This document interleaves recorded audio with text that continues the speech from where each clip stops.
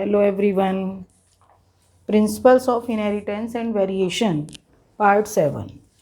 देखो, इस टॉपिक में ये जेनेटिक्स का टॉपिक काफ़ी इम्पोर्टेंट टॉपिक है। मेंडल्स लॉज ऑफ इनहेरिटेंस, उनके न्यूमेरिकल, जिसकी वीडियो मैं डाल चुकी हूँ। फिर इसमें बहुत टाइप की डिजीज़ेज़ हैं।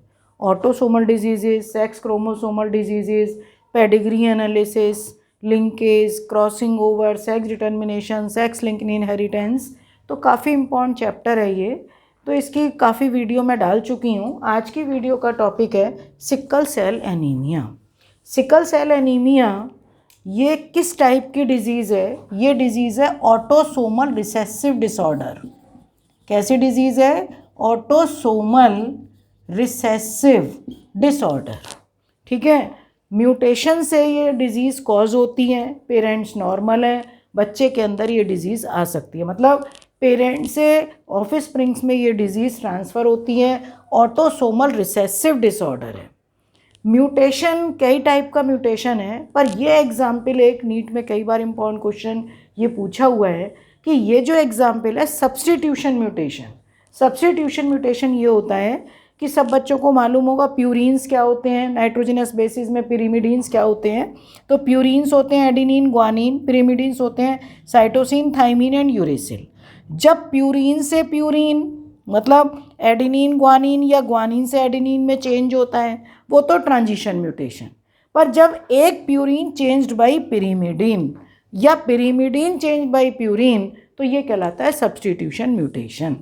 ठीक है, एक पॉइंट पर हो रहा है तो पॉइंट म्यूटेशन।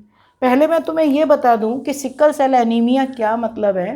कि इसमें जो हमारी नॉर्मल आरबीसीज हैं वो ओवल शेप की हैं, बाई कॉनकेव शेप की हैं, नॉर्मल आरबीसीज। पर इस डिजीज़ में आरबीसीज की जो शेप है बिकम सिक्कल शेप। वो सिक्कल शेप की आरबीसीज हो जाएंगी। क्यों हो जाती हैं? इसके लिए जो नॉर्मल हम लोगों का हीमोग्लोबिन है उसकी जीन होती है, मतलब वो एलील है HbA।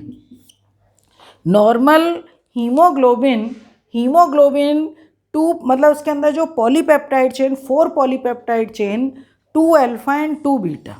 तो इसमें जो डिजीज़ कॉज होती है वो बीटा ग्लोबिन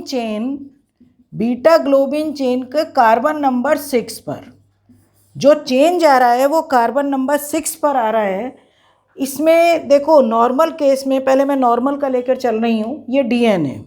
और डीएनए में मालूम है एक होता है टेम्पलेट स्ट्रैंड, दूसरा कोडिंग स्ट्रैंड। 3 प्राइम से 5 प्राइम हमेशा टेम्पलेट होता है और 5 प्राइम से 3 प्राइम हमेशा कोडिंग स्ट्रैंड होता है। टेम्पलेट स्ट्रैंड पर कोडॉन है CTC। तो कोडिंग पर क्या होगा? C से क्या बाइंड करेगा? G। T से बाइंड क्या करेगा? A। C से क्या करेगा? G। तो कोडिंग पर होगा GAG। ठीक है, जो कोडिंग का होता है सीक्वेंस वही किसका होता है? mRNA का। तो बस अगर थाइमीन में चेंज होता है, थाइमीन की जगह यूरेसिल हो जाता है। तो यहाँ GAG, तो mRNA पर भी mRNA हमेशा क्या होता है? 5 प्राइम टू 3 प्राइम। तो इसका जो कंपैरिजन इसलिए कोडिंग से करते हैं। वैसे नॉर्मल बना लो, टेम्पलेट से mRNA बनेगा तो C से क्या होगा? G, T से क्या होगा? A, C से क्या होगा? G। तो ये GAG। और ये एक पॉलीपेप्टाइड, हीमोग्लोबिन पॉलीपेप्टाइड B का दिखा रहे हैं। B पॉलीपेप्टाइड में जो पॉलीपेप्टाइड चेन है, ये कार्बन नंबर 1 पर वैलीन, 2 पर histidine, leucine, threonine, proline, glutamic acid और 7th पर भी ग्लूटामिक एसिड। तो ग्लूटामिक एसिड का कोडॉन क्या होता है? GAG। तो इसका मतलब कार्बन नंबर 6 पर ग्लूटामिक एसिड है। तो ये नॉर्मल है और नॉर्मल HbA पेप्टाइड है जिसमें आरबीसीज नॉर्मल होंगी। ये एक नॉर्मल पर्सन का मतलब ये आरबीसीज मतलब कॉन्स्टिट्यूशन जो हीमोग्लोबिन बीटा चेन का, ये नॉर्मल पर्सन का है। अब ये हुआ पॉइंट म्यूटेशन। पॉइंट म्यूटेशन का मतलब टेम्पलेट स्टैंड पर है CTC, T changed by A। और तुम्हें मालूम है थाइमीन होता है पिरिमिडीन, A होता है एडिनिन, होता है प्यूरिन। तो pyrimidine changed by A, purine. ठीक है, तो सब्स्टिट्यूशन म्यूटेशन। अब चेंज्ड वाले का देखो, ये डीएनए स्ट्रैंड पर ये टेम्पलेट, ये कोडिंग। टेम्पलेट पर T चेंज्ड हो गया A से, तो CAC कोडिंग पर क्या बना? GTG। पर इससे जब mRNA बनाओगे तो C से G, A से U, C से G। mRNA पर भी क्या होगा? GUG।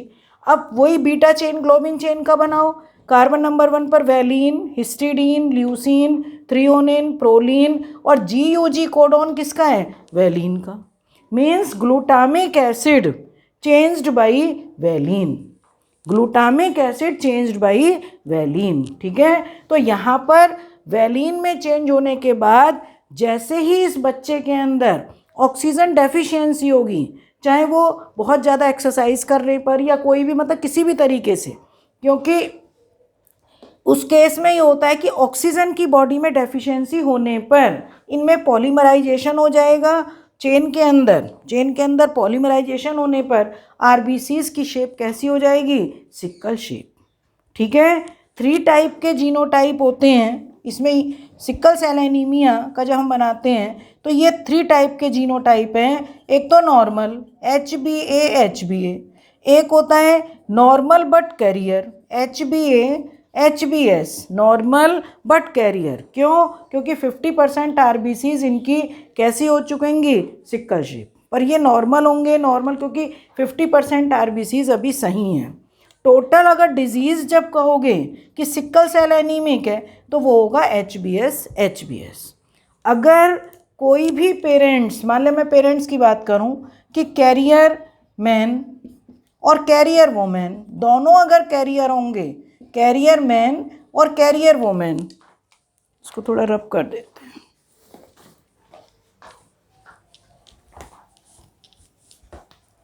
अगर दोनों ही पेरेंट्स कैरियर हैं, मैन और कैरियर वोमेन, क्या इसके जीनोटाइप लोग हैं? HbA/HbS।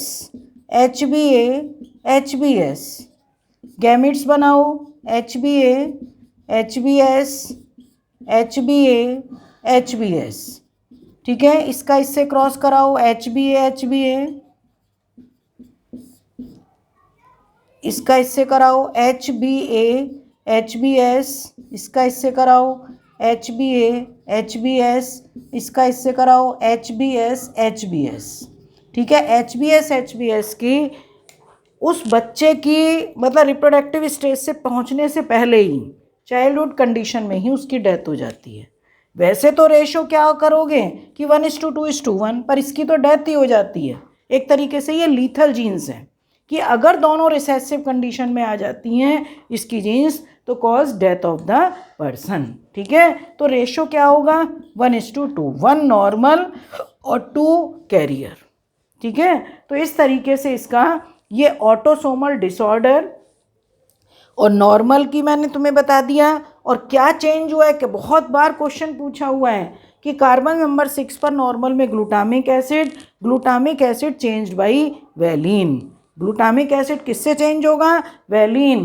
कार्बन नंबर 1 पर पहली वैलीन है, कार्बन 6 पर भी वैलीन हो गया, और वैलीन होते ही उनका पॉलीमराइज, जैसे ही ऑक्सीजन की डेफिशिएंसी होगी पॉलीमराइजेशन होगा, और पॉलीमराइजेशन होने पर आरबीसीज की शेप कैसी हो जाएगी? Sickle shape. ठीक है, और मलेरिया का जो पैरासाइट है उनके लिए यहाँ पर ये एक तरीके से बेनिफिशियल भी समझ लो, क्योंकि मलेरिया पैरासाइट आरबीसी में रहता है। और अगर मान लो 50% आरबीसीज मतलब इनकी सिक्कल शेप हो गई जो कैरियर हैं, तो मलेरिया पैरासाइट उसमें सर्वाइव नहीं करता। बाकी तो काफ़ी प्रॉब्लम है, एनीमिक हो जाएंगे, 50% आरबीसीज बेकार हैं, माइन्यूट कैपिलरीज से ये फ्लो नहीं कर पाती, टाइम जगह जगह इनमें क्लॉट बन जाएगा। प्रॉब्लम तो रहेगी, जो कैरियर हैं उन्हें भी प्रॉब्लम रहेगी, पर फिर भी वो नॉर्मल रहेंगे। ठीक है, और जब ये अपनी दोनों रिसेसिव फेज में आ जाएगा तब डेथ ऑफ द पर्सन। ठीक है बेटा, सबको समझ में आ गया होगा। सारे मैंने छोटे छोटे क्वेश्चन, क्योंकि पॉइंट म्यूटेशन का एग्जाम्पल, सब्स्टिट्यूशन म्यूटेशन का एग्जाम्पल, नॉर्मल पेरेंट नॉर्मल हैं, बच्चों में ये डिजीज़ ट्रांसफ़र हो सकती है। ठीक है बेटा, ओके, थैंक यू।